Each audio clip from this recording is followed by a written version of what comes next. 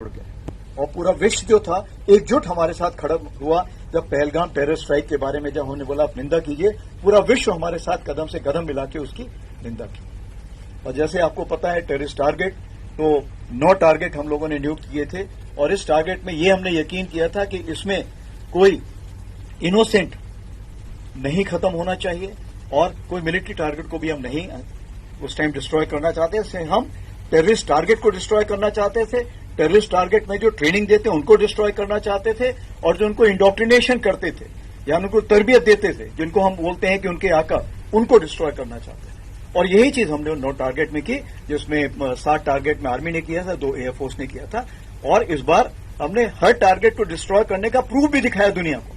ये तो पाकिस्तान छुपा ले जाता था, बट इस बार हमने दिखाया कि ये देखिए यहां पे हमने ये डिस्ट्रॉय किया, ये डिस्ट्रॉय किया। और सारी जो खबर है तकरीबन 35 से 40 तो पहले नाम आए थे, लेकिन आपको पता है कि जब वो उनका 14 अगस्त को उन्होंने गलती से एक लिस्ट जाहिर कर दी थी जिसमें 100 से भी ज्यादा नाम थे जो कि वहां पर लोग खत्म हुए। और ये मैं फौजियों की बात कर रहा हूं जो वहां पे खत्म हुए थे। टेररिस्ट जो हैं वो तो बहुत ही ज्यादा थे, ठीक है, तो टेररिस्ट को तो वो गिनते ही नहीं, ठीक है।